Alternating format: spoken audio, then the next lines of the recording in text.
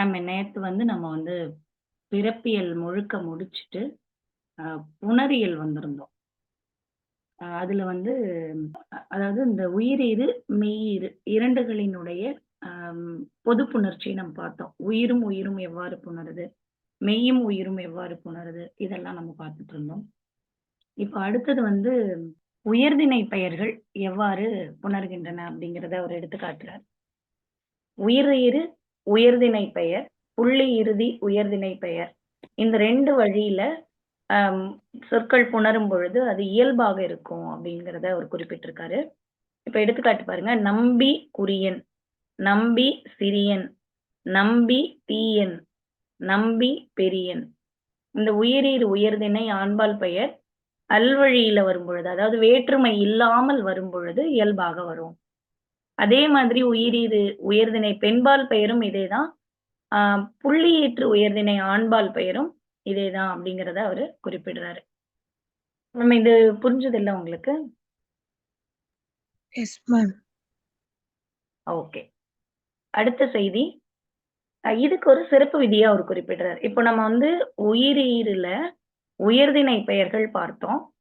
அந்த உயிரீறு உயர்திணை பெயர்கள்லயே புள்ளி இறுதின்னா மெய்யீரையும் பார்த்துட்டோம். இந்த 2மே இயல்பாகும் அப்படின்னு சொல்லிட்டாரு. அப்போ நம்ம என்ன ஒரே செய்திய மனசுல வச்சுக்கணும்னா, உயிரீற்று சொற்கள் பிற சொற்களோடு புணரும் பொழுது எப்படி புணரும் அப்படின்னா, இயல்பாக புணரும். பொதுவா வல்லெழுத்துகள் வரும் பொழுதுதான் வந்து எழுத்து மிகும்.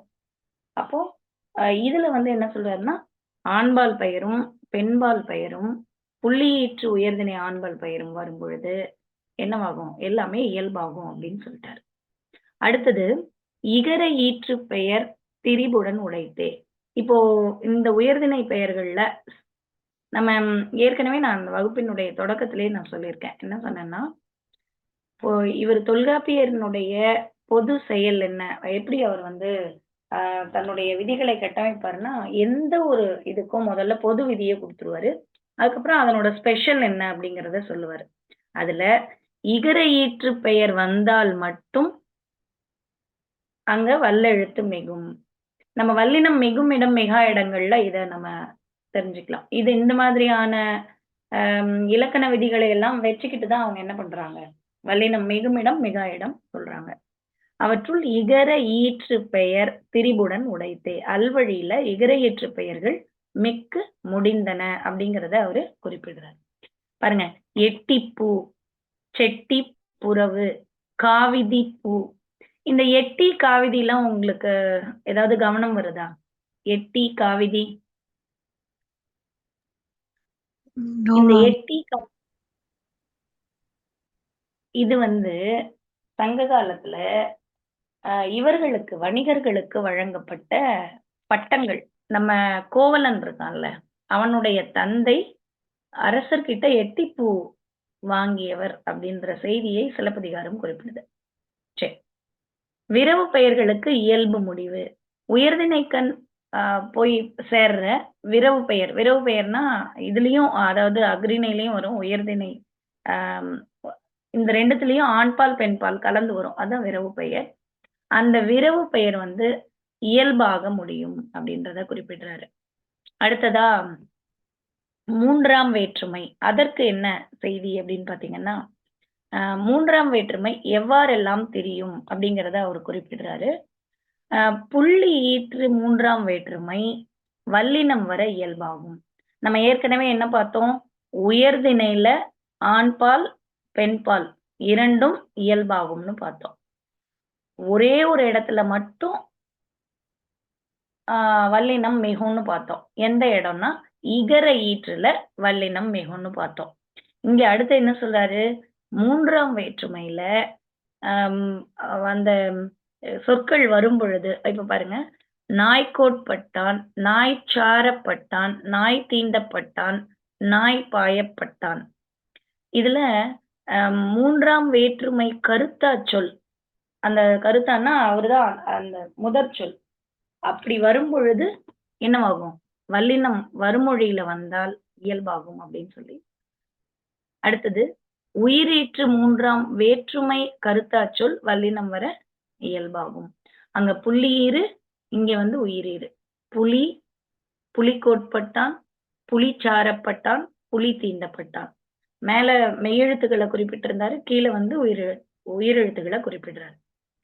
சரி, இப்ப அடுத்தது இரண்டாம் வேற்றுமை திரிபுக்கு வர்றாரு. இந்த இரண்டாம் வேற்றுமை திரிபு என்னவெல்லாம் மாறும் அப்படின்னு நம்ம தெரிஞ்சுக்கிட்டோம்னா, பாருங்க, மெல்லெழுத்து மிகும் பொழுது வல்லெழுத்து மிக்கும்.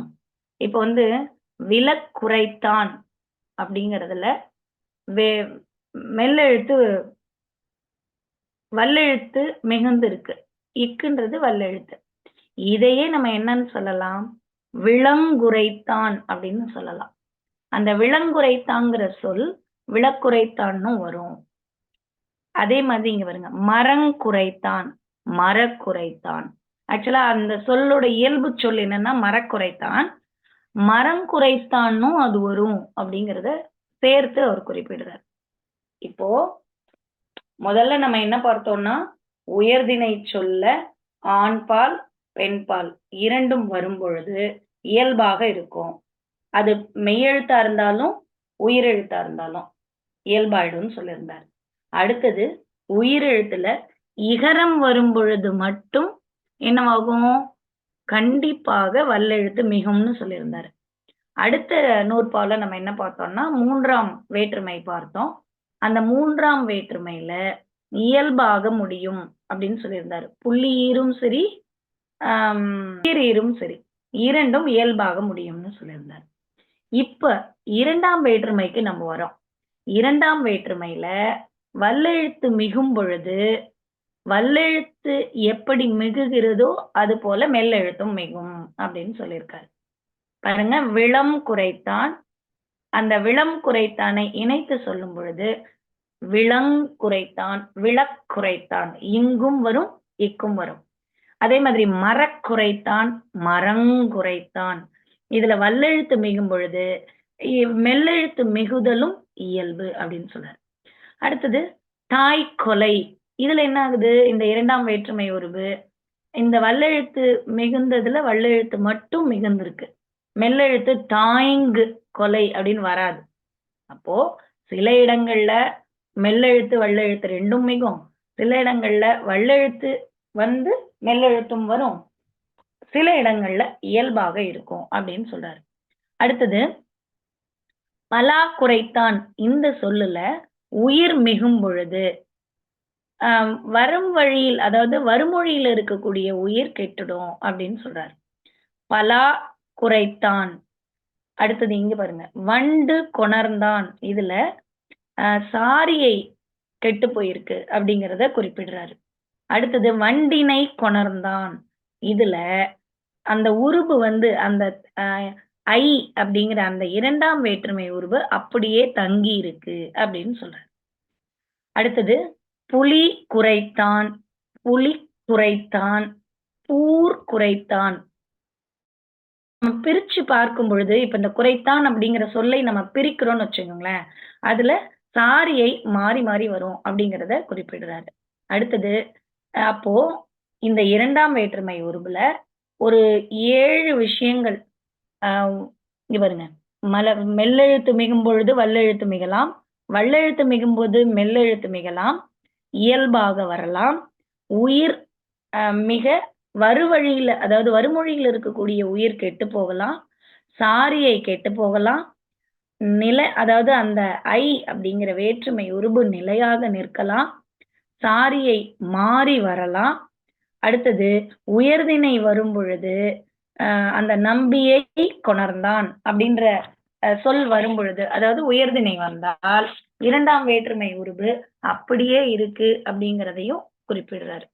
அடுத்தது கொற்றனை கொணர்ந்தான். இந்த கொற்றன் அப்படிங்கிற சொல் வந்து விரவு பெயர். ஆண்பால் அந்த கொற்றனை அப்படிங்கிற அந்த விரவு பெயருக்கும் இது இயல்பாக இருக்கும்.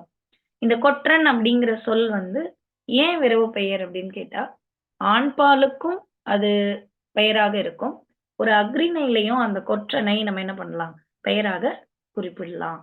அப்ப மாடு அப்படிங்கிறத இப்ப நம்மலாம் பேர் வச்சு கூப்பிடுறோம்ல லக்ஷ்மி அப்படின்னு.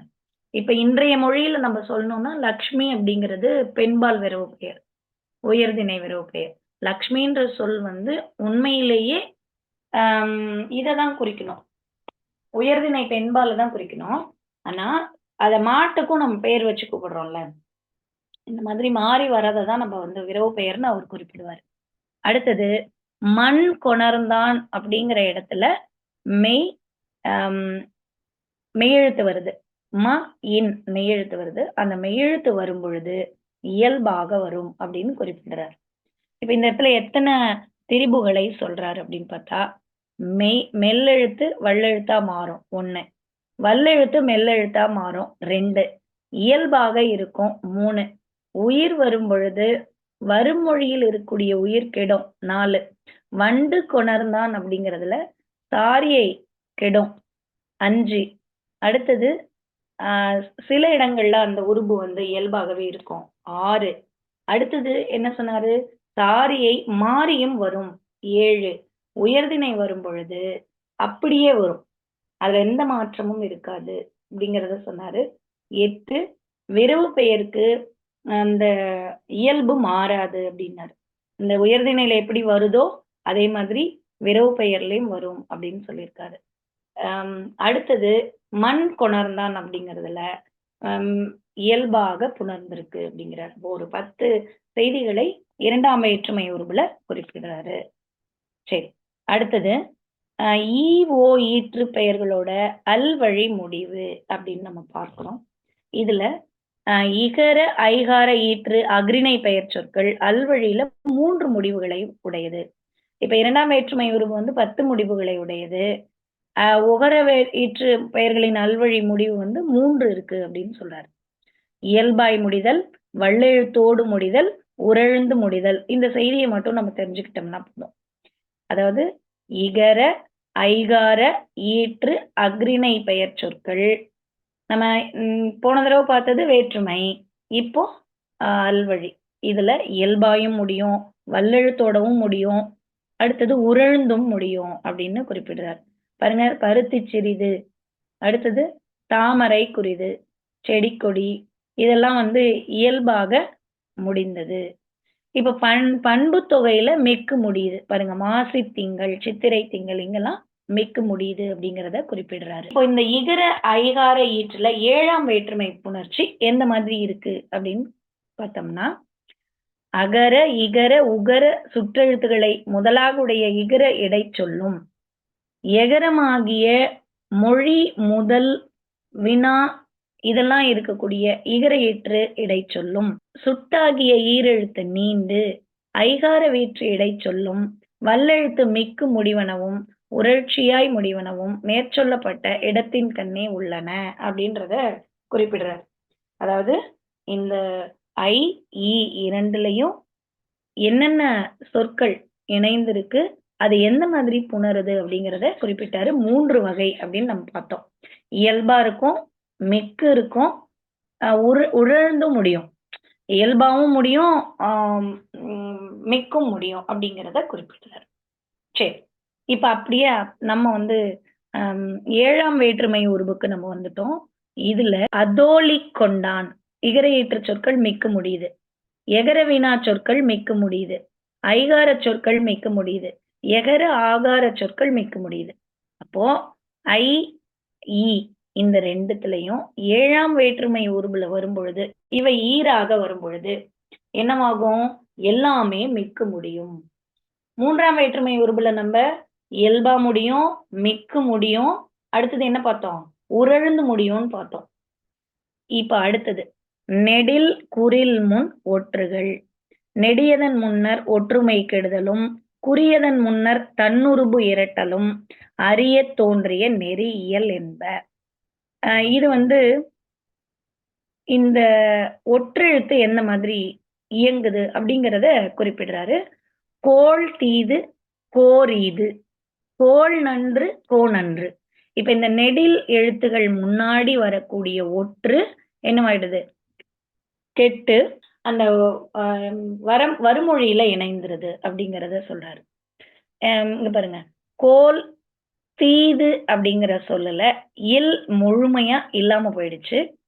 தீ அப்படிங்கிற சொல் வந்து என்னவாயிடுது? ரகரமா மாறுது. கோரீது அப்படின்னு. அதனால புள்ளி எழுத்து வரும்பொழுது, அதாவது மெய்யெழுத்து வரும்பொழுது, அவை கெட்டுவிடும் தன்மையை உடையன. எது வந்தா? நெட்டெழுத்து வந்து வருமொழியில குறில் எழுத்து வந்தா. நிலைமொழியில நெடில் இருக்கணும், வருமொழியில குறில் இருக்கணும்.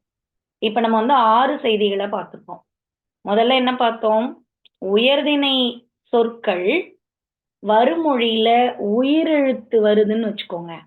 அந்த உயிரெழுத்து வரும்பொழுது என்னவா மாறும்? ஏதாவது ஐடியா இருக்கா? சொல்லலாமா? முதல்ல எடுத்த உடனே நமக்கு இங்க பாருங்க. உயிரீறு உயர்திணை ஆண்பால் பெயர், உயிரீறு உயர்திணை பெண்பால் பெயர், புள்ளியீறு உயர்திணை ஆண்பால் பெயர். இந்த 2ம் இயல்பாகவே புணரும் அப்படின்னு நம்ம பார்த்தோம்.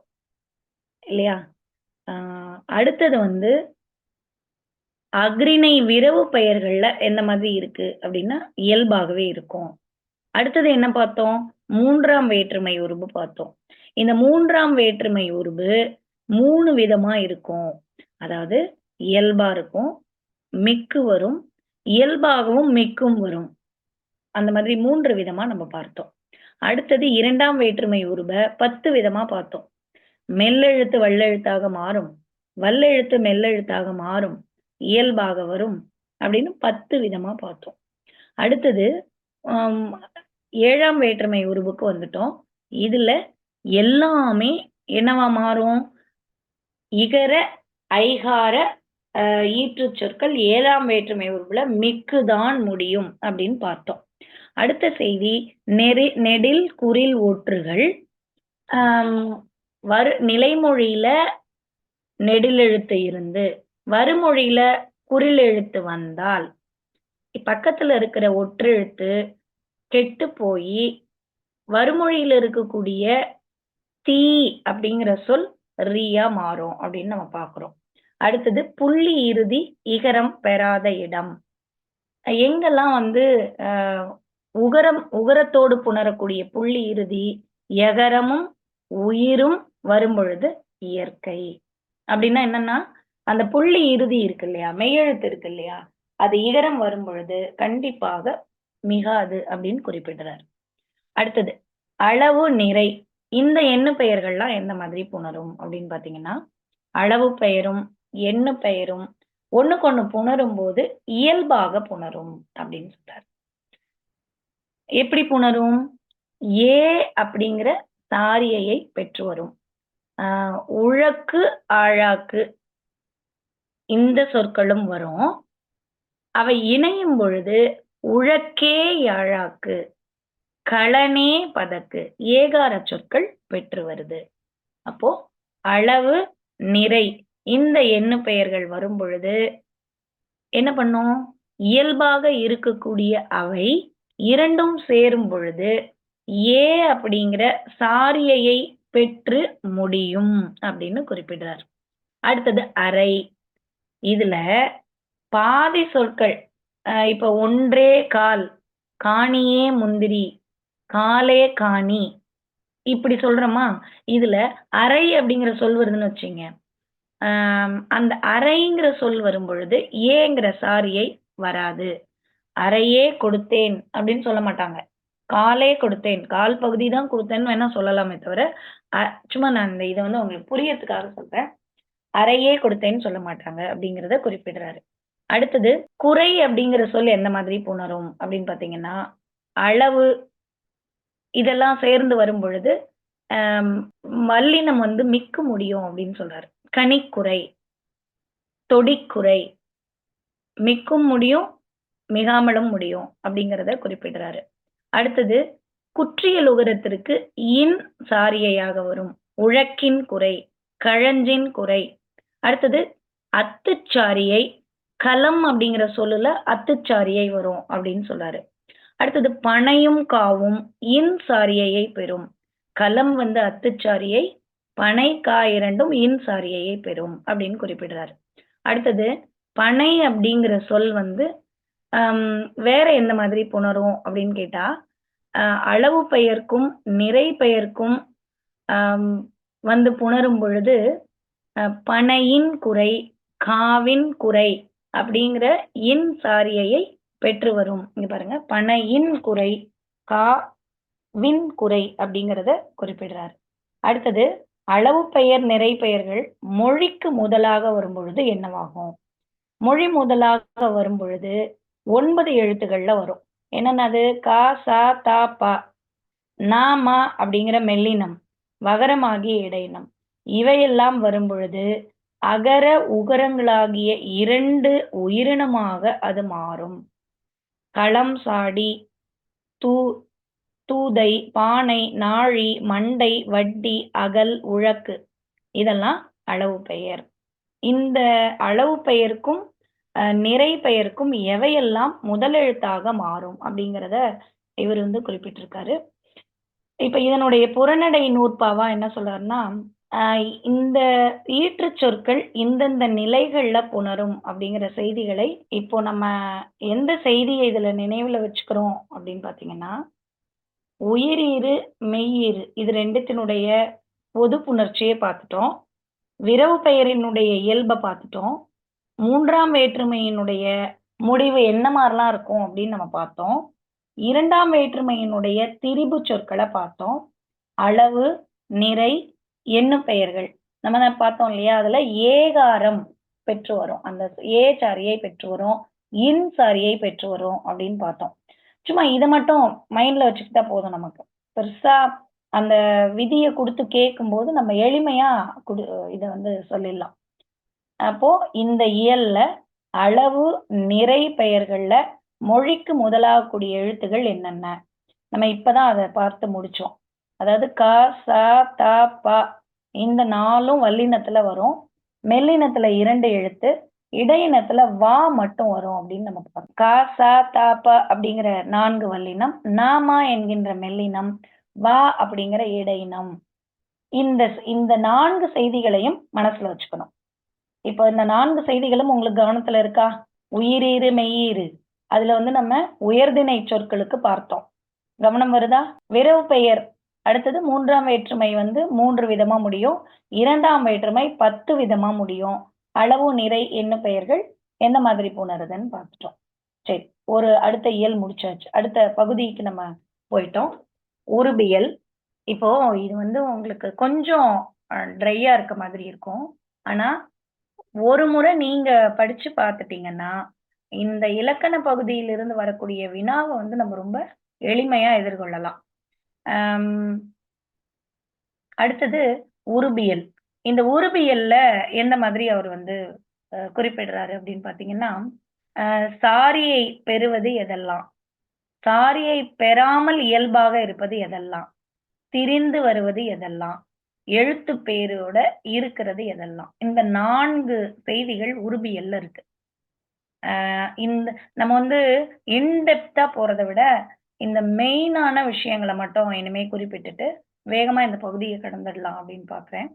பாருங்க, சாரியை எதெல்லாம் பெற்று வரும், சாரியை பெறாமல் எதெல்லாம் இயல்பா தெரியும், திரிந்து எவையெல்லாம் வரும், எழுத்து பெயரோட முடிவது இது அப்படிங்கிறத குறிப்பிடுறாரு. பாருங்க, ஆ, ஆ, உ, ஊ, ஏ, ஔ இந்த 6 சொற்கள் நிறுத்த சொற்கள். இதுக்கு முன்னாடி வரக்கூடிய வேற்றுமை உருபுகளுக்கு சாரியை வரும். என்ன சாரியை? இன். ஆ, ஆ, உ, ஊ, ஏ, ஔ இந்த 6க்கும் சாரியை இன். இப்ப இத நீங்க புரிஞ்சுக்கோங்க. வகுப்பினுடைய இறுதியில நேத்து நான் வந்து அட்டவணை அனுப்பி வச்ச மாதிரி இதுக்கும் அனுப்புறேன். இந்த தொல்காப்பியம் முழுமைக்கும் நீங்க வந்து அந்த அட்டவணையை மட்டும் பார்த்துக்கிட்டீங்கனாலே ஓரளவுக்கு உங்களால விடை சொல்ற மாதிரி கொண்டு வந்துடலாம் நம்ம. அடுத்தது அகர ஈற்று பெயர்கள் கண்டிப்பாக சாரியை பெறும். என்ன சாரியை பெறும்? வற்றுச்சாரியை பெறும் அப்படின்னு குறிப்பிடுறாரு. அடுத்தது யா அப்படிங்கிற வினா சொல்லுக்கும் வற்றுச்சாரியை, அகரத்துக்கும் வற்றுச்சாரியை, யாவுக்கும் வற்றுச்சாரியை. சரி, உகரத்துக்கு என்ன சாரியை வரும்? அன் சாரியை வரும். ஐகாரத்துக்கு வற்றுச்சாரியை வரும். அடுத்தது என்ன பேசுறாரு? யா என்கின்ற வினா ஈற்று ஐகாரத்துக்கும் வற்றுச்சாரியை. இப்போ நம்ம இதை எப்படி லிஸ்ட் அவுட் பண்ணலாம்னா, நான் இன்று மாலை உங்களுக்கு வந்து இந்த அட்டவணையை கொடுத்துருவேன். வற்றுச்சாரியை எவையெல்லாம் பெற்று வரும், இன்சாரியை எவையெல்லாம் பெற்று வரும். இங்க பாருங்க, நீ அப்படிங்கிற ஈகார ஈற்றுக்கு நகர ஒற்று சேர்ந்து வரும் பொழுது என்னவா மாறும்னு குறிப்பிடுறாரு பாருங்க. நின்னை, நின்னோடு, நினக்கு, நினது அந்த மாதிரி மாறி வரும். நின்னை அப்படிங்கிறது நீ என்னும் முன்னிலை ஒருமை பெயர் குறுகி நகரம் ஒற்றாக மாறும். நீ பிளஸ் ஐ, நின் ஐ, அந்த முதல் எழுத்து குறுகும் நகரம் சேரும் ஐகாரம் இணையும் அப்படின்னு குறிப்பிடுறாரு.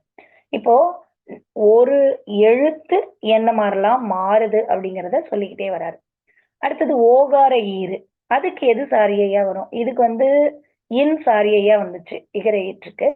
இதுல எது சாரியையா வரும்னா ஒன் சாரியையா வரும். ஓகார ஈற்றுக்கு ஒன்னே சாரியை. சரி, அகர ஆகாரத்திற்கு அத்து சாரியை. இப்போ உயிரெழுத்துக்களை முழுமையா முடிச்சிட்டார். அகரம், ஆகாரம், நம்ம இகரம் பார்த்தோம், ஈகாரம் பார்த்தோம். நீ அப்படிங்கிற சொல்லி அந்த மாதிரி மாறும்னு பார்த்தோம். அதுக்கு இன் வந்துச்சு. இந்த மாதிரி ஒன்னொன்னா சொல்லிட்டே வரவரு இப்ப மெய்யீறுகளுக்கு வந்துட்டார். வகரச்சாரியை என்ன பெறும்? வற்றுச்சாரியையை பெறும். வகர ஈறு வற்றுச்சாரியையை பெறும். வகர ஈற்று சுட்டுக்கு இன் சாரியை தோன்றும். மகர ஈற்றுக்கு அத்துச்சாரியை வரும். அந்த மகர ஈற்றுக்கு இன்னொரு சிறப்பு விதி இருக்கு. என்னன்னா, மகர ஈறு 2 சாரியைகளை பெறும். இந்த அத்துச்சாரியை அப்படிங்கிறது நிறைய இடங்கள்ல வரும், இன் சாரியை குறைவான இடங்கள்ல வரும். சரி, அடுத்தது நும் அப்படிங்கிற எழுத்துக்கு சாரியை பெறாமல் இயல்பாக வரும். நும் அப்படிங்கிற இறுதி சில இடங்கள்ல இங்க பாருங்க, நும் ஐ நும்மை, நும் ஒடு நும்மொடு, நுமக்கு, நும் இன், நுந்து, நுங்கண் பாருங்க, 7 சொற்களோடவும் அந்த வேற்றுமை உருபுகளோடவும் நும் அப்படிங்கிற சொல் இணையறதை எடுத்து காட்டுறார். அடுத்தது தாம், நாம், யாம் இவையெல்லாம் சாரியை பெறாமல் வருதலை குறிப்பிடுறாரு. அடுத்தது எல்லாம் அப்படிங்கிற சொல் என்னவாகுதான்? அத்து, இன்னு, வற்று, இவையெல்லாம் பெற்று வரும் அப்படின்னு சொல்றாரு. அத்து, இன் இது 2ம் பெற்று வற்றுச்சாரியை பெறும். இறுதியா சாரியை நிலையாக நிற்கும் அப்படின்னு குறிப்பிடுறாரு. இப்ப எல்லாம் பார்த்துட்டோம். அடுத்தது உயர்திணை வந்தாலும் நம் என்னும் சொல் இடையில் வரும் அப்படிங்கிறதையும் குறிப்பிடுறாரு.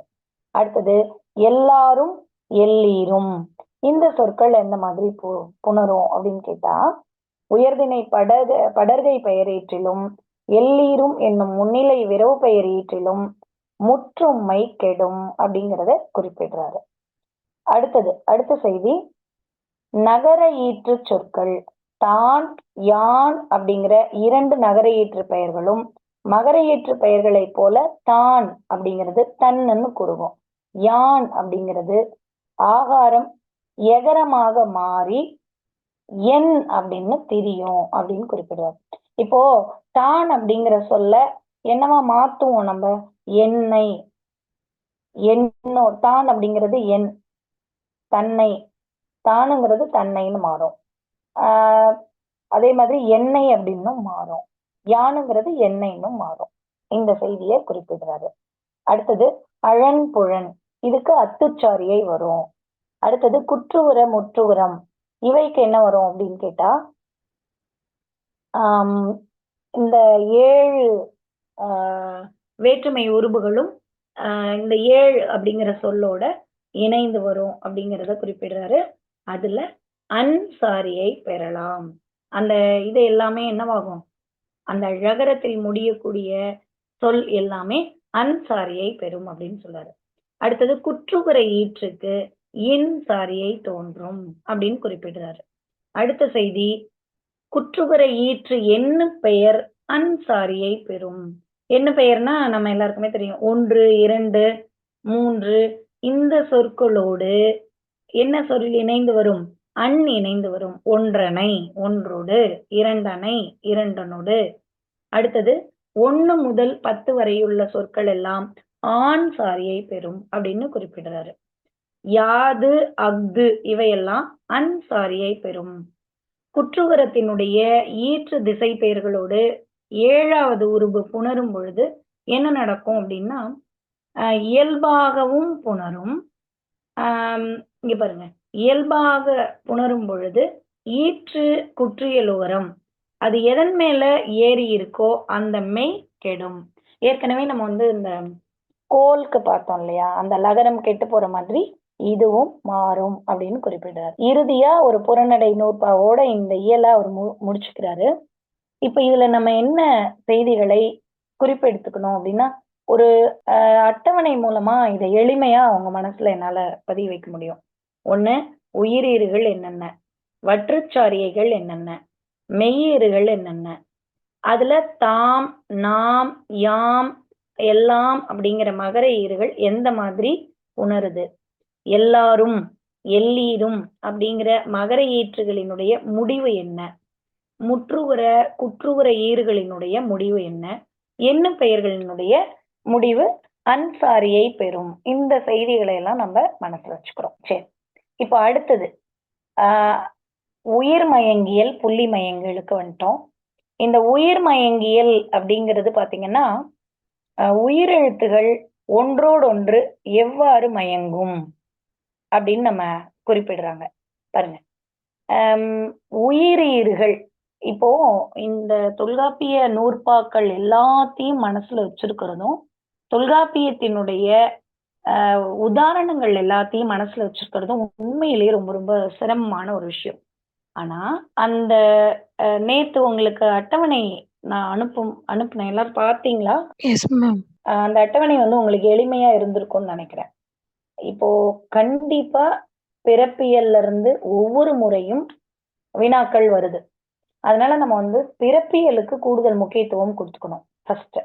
அது பிஜிடிஆர்பியில ஈவன் யூஜிசிலையுமே வந்து பிறப்பியல் நூற்பாக்கில் தான் கேட்குறாங்க. அப்போ நம்ம அதுக்கு கூடுதல் முக்கியத்துவம் கொடுத்து அதை படிச்சு வச்சுக்கணும். அதுக்கு அடுத்ததா பார்த்தீங்கன்னா, இந்த எழுத்ததிகாரத்தை இதே மாதிரி அட்டவணையில கொண்டு வந்து நம்ம கொடுக்க முயற்சி பண்றோம். இப்படி கொடுத்துட்டோம்னா ரொம்ப டெப்தா இலக்கணத்துக்கு நம்ம நேரம் செலவு பண்ண வேண்டிய அவசியம் இல்லை. சரியா நான் இன்னொரு 3 நாட்கள்ல இந்த செய்திகளை நம்ம முடிச்சுட்டு அப்படியே நம்ம வந்து அடுத்த பகுதிக்கு நம்ம போயிடலாம். அல்லது உங்களுக்கு வந்து இதை அட்டவணையாவே கூட கொடுத்துருங்க மேம், எங்களுக்கு பாடமா நடத்த வேணாம்னு நீங்க நினைச்சீங்கனாலும் நம்ம தனி செய்தியில நான் உங்களை கேட்குறேன். பாடமா வேண்டாம், நம்ம வேற ஏதாவது சங்க இலக்கியமோ அல்லது உரையாசிரியர்கள், அப்புறம் சிற்றிலக்கியங்கள், காப்பியங்கள் அந்த மாதிரி போலான்னாலும் தயார் தான். நம்ம அது கூட போலாம். இதை வந்து அட்டவணையா கூட நம்ம எளிமைப்படுத்தி உங்களுக்கு அனுப்பி வச்சிருவேன். அதை ஒரு நாள் நம்ம தேர்வா கூட வச்சுக்கலாம். சரிங்களா? இப்ப இந்த எழுத்ததிகாரம் மட்டும் லேசா முக்கியமான தகவல்களை மட்டும் நம்ம படிச்சுக்கிட்டே போயிடலாம். இப்போ வந்து உயிர் மயங்கியல், புள்ளி மயங்கியல். இதுல அகர ஈறு எப்படியெல்லாம் புணருது அப்படின்னு பாத்தீங்கன்னா, அல்வழியில ஒற்று மிகும். எதெல்லாம் வருமொழியில வந்தா எப்பவுமே ஒற்று மிகுதல் என்பது க, ச, த, ப இந்த 4 எழுத்துக்கள் வந்தாதான் ஒற்று மிகும். அல்வழியில மிகும் அகர ஈறு. அடுத்தது என்னது? அகர ஈற்று வினை இடை சொற்கள் இது வந்தா வல்லெழுத்து கண்டிப்பாக மிகும் அப்படின்னு குறிப்பிடுறாரு. சரி, இந்த சுட்டெழுத்துகள் முன்னாடி ஞ, ந, ம இந்த 3 வருதுன்னு வச்சுங்க. அ ஞாலம், அ நூல், அ மணி. இதுல பொதுவா வந்து வல்லெழுத்து மிகுதல் தான் நம்ம பெருசா பேசுவோம். நிறைய இடங்கள்ல நம்ம மெல்லெழுத்து மிகுதலை பேச மாட்டோம். ஏன்னா அது வந்து இயல்பாவே நம்ம சொல்லும் பொழுது வேற வழி இல்லை, நம்ம எழுதும்போது சரியா தான் எழுதி ஆகும். ஆ ஞாலம்னு எழுதவே மாட்டோம். அஞ்ஞாலம், அந்த நூல், அந்நூல், அம்மணி இது மெல்லெழுத்து மிக்க மிகும் அப்படின்னு சொல்றாரு. அடுத்தது சுட்டெழுத்துகளின் முன்னாடி இந்த அகரச்சுட்டு இடையெழுத்துகளோடு புணர்ந்தால் என்னவாகும்? அந்த வகரம் தோன்றும். அவ் யாழ், அவ் வளை, வகரம் ஒற்று பெறும். பாருங்க, மெல்லெழுத்து ஒற்று பெறும், வகரம் ஒற்று பெறும். சரி, அடுத்தது உயிர் முன்னாடியும் இந்த வகரம்தான் மிக்கு வரும். அவ்வடை, அவ்வாடை, அவ்விலை, இந்த மாதிரி வகரம் நீளும். அடுத்தது சில இடங்கள்ல இது நீண்டு இசைக்கும், சில இடங்கள்ல அப்படின்னு குறிப்பிடுறாரு. அடுத்தது சாவ அப்படிங்கிற சொல் செய்ய அப்படிங்கிற வாய்ப்பாட்டு வினையச்சத்தோட இறுதியில நின்ற அகரம், அதன் மேல் ஏறி நின்ற வகரம் கெடாமல் சில இடங்கள்ல கெட்டும் முடியும். சா கிளவி பாருங்க, சா குத்தினான், சா சீறினான், இதுல வந்து அகரம் ஈகரம் கெட்டு வல்லெழுத்து மிக்கு முடிஞ்சிருக்கு அப்படின்னு குறிப்பிடுறாரு. அடுத்தது வாழிய அப்படிங்கிற சொல்ல குறிப்பிடுறாரு. இந்த வாழிய அப்படிங்கிற சொல் வந்து என்னவா மாறுது? அகரம் யகரம் வரும் பொழுது ஒற்று கெடாதல், இங்க ஒற்று கெடாமல் இருக்கு. வாழிய, வாழி கொற்றா. இந்த வாழிங்கிற சொல்லுல அ ய, அந்த யான்ற இருக்கு இல்லையா, யகரம் அப்படிங்கிறது ஈய குறிக்குது, ரெண்டும் இல்லாமல் போயிடுறத குறிப்பிடுறாரு. அடுத்தது பல அப்படிங்கிற சொல் செய்யுள்ள என்ன மாதிரி இருக்கும் அப்படின்னு கேட்டீங்கன்னா பாருங்க, பல சில, பலான் சிலாம், பலான், அந்த லகரம் நீண்டு ஒலிக்கும் அப்படின்னு குறிப்பிடுறாரு. சரி, பல சில அப்படிங்கிற சொல் தம் முன்னால் தாம் வந்தால் என்னவாகும்? பற்பல, அந்த லகரம் கெட்டு ரகரம் தோன்றும்.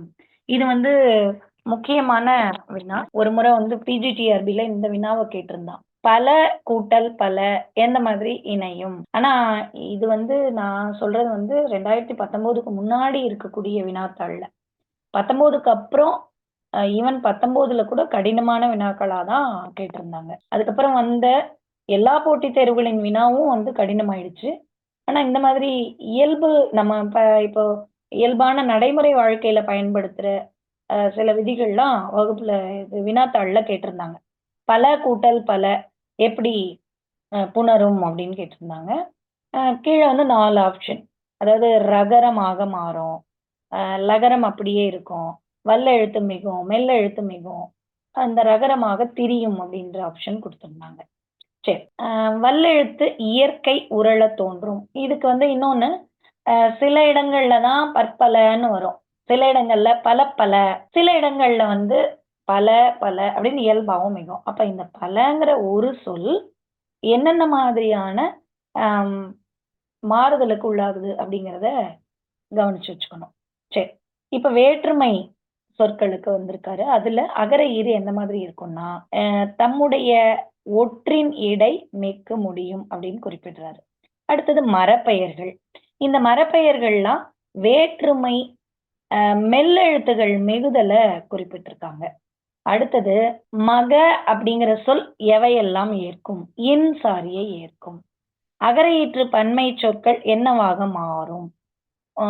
வற்று சாரியை பெறும். அடுத்தது ஆகாரத்துக்கு வந்துட்டார். இந்த ஆகாரத்துல எந்தெந்த மாதிரி சொற்கள் என்னென்ன மாதிரி வரும்? ஆகாரம் அகர ஈற்றுக்கு என்னெல்லாம் சொல்றோமோ அதேதான் ஆகார ஈற்றுக்கும் அப்படிங்கிறத முடிச்சிட்டாரு. அடுத்தது ஆகார ஈற்று வினை எச்சத்துல எந்த மாதிரி வரும்? வல்லெழுத்து மிகும். உவமை தொகையில அகரம் மிக்கு முடியும். அதாவது எந்தெந்த இடத்துல ஆகார ஈற்று சொற்கள் இயல்பாக இருக்கும் அப்படிங்கிறத ஒரு லிஸ்ட் கொடுக்குறாரு பாருங்க. ஆ மா இந்த 2 விழிப்பெயர் கிளவி, யா அப்படிங்கிற வினா, இதுக்கு இறுதியாக வரக்கூடிய இடத்துல எல்லாம் இயல்பாக இருக்கும் அப்படின்னு குறிப்பிடுறாரு பாருங்க. ஆ குறிது, மா குறிது, ஊராக்குள், யா குறிய, இதுல எல்லாமே இயல்பாதான் வரும். அடுத்தது வேற்றுமையில ஆகார ஈறு என்னவாகும்? தாராக்கால், தாரா சிறகு, இச் வல்லினம் மிக்கு முடியும். அடுத்தது ரா அப்படிங்கிற சொல் என்ன மாதிரி மாறும்? ரா வல்லெழுத்து முடியும், அந்த இராவிற்கொண்டான் அப்படின்னும் இயல்பாகவும் இருக்கும் அப்படின்றத குறிப்பிடுறாரு. அடுத்தது நிலா என்னும் சொல் அத்துச்சாரியை பெறும். யா பிடா தலா இதுக்கெல்லாம் வல்லெழுத்து மிகும். அடுத்தது மா அப்படிங்கிற மரப்பெயர், ஆமா அப்படிங்கிற விலங்கு பெயர், இவையெல்லாம் என்னவாகும் அப்படின்னா நகர ஒற்று பெற்று முடியும், மெல்லெழுத்து கூடும் அப்படிங்கிற செய்திய குறிப்பிடுறாரு. அதுக்கு எடுத்துக்காட்டு பாருங்க. மாங்கோடு, இங்கு, இஞ்சு எல்லாம் முடியுது. ஆண்கோடு இந்த இடத்துல என்னவாகுது? அகரம் கெட்டு நகரம் பெற்று முடியுது. அடுத்தது ஆண் அப்படிங்கிற சொல் என்னவாகுது? அன் முன் வரும் ஈகார பகாரம். இது என்னவாகுது? இதெல்லாம் அவர் வந்து எடுத்து காட்டுறார். பாருங்க. அதனோட மிக்கும் இருக்கும், குறுகியும் இருக்கும். அடுத்தது ஆகார ஈறு குறுகி உகரம் பெறும். என்னது? இரா அப்படிங்கிறது இரவுன்னு மாறும். கனா அப்படிங்கிறது கனவுன்னு மாறும். நிலா அப்படிங்கிறது நிலவுன்னு மாறும். நகரமும் உகரமும் பெறும் அப்படிங்கிறத குறிப்பிடுறாரு. அடுத்தது மன்னிக்கணும், உகரம் இல்ல வகரம். அந்த வகரம் வந்து உரத்தோடு இணைந்துதான் நிலவு ஆகுது. அடுத்தது இகர ஈற்றுக்கு வந்துட்டாரு. இப்போ ரெண்டும் முடிச்சோம். அதுல வந்து பெரும்பாலும் வற்றுச்சாரியை, அத்துச்சாரியை, இன்சாரியை இந்த 3 சாரியைகளும் வெவ்வேறு சொற்களோட உரழ்தலை நம்ம பார்த்தோம். அடுத்தது வேற்றுமையில் இகர ஈற்று பெயர் எந்த மாதிரி இருக்கும் அப்படிங்கிறத குறிப்பிடுறாரு. நம்ம இந்த இகர ஈற்றோட இன்றைய வகுப்பை நம்ம நிறைவு செஞ்சுக்கலாம். உங்களோட கருத்துக்களை நான் வந்து கேட்க விரும்புறேன். சரி. இகர ஈற்று வினை சொல்லும் இடை சொல்லும் எந்த மாதிரி இருக்கு அப்படின்னு பாத்தீங்கன்னா, இனி அப்படிங்கிற சொல் வந்து எந்த மாதிரி முடியுது? வல்லொற்று மிகுது, இக்கொற்றன், இச்சாத்தன், இத்தேவன். சரி. இன்றி அதுவும் இகரம் தான். இன்றி அப்படிங்கிற சொல் என்ன மாதிரி முடியுது அப்படின்னு பாத்தீங்கன்னா, சில இடங்கள்ல திரிந்து வரும் அப்படின்னு சொல்றாரு. நாளன்று போகி புள்ளிடை நட்ப. இதுல இகர ஈற்று எதிர்மறை குறிப்பு வினையெச்சம் எப்படி அமைஞ்சிருக்கு அப்படிங்கிறத குறிப்பிடுறாரு. அடுத்தது சுட்டு புணர்ச்சி. இகர சுற்றின் இயல்பு உயிர்கணத்திலும் செய்யுள் கணத்திலும் அகர சுட்டிற்கு கூறிய தன்மையில் வரும்.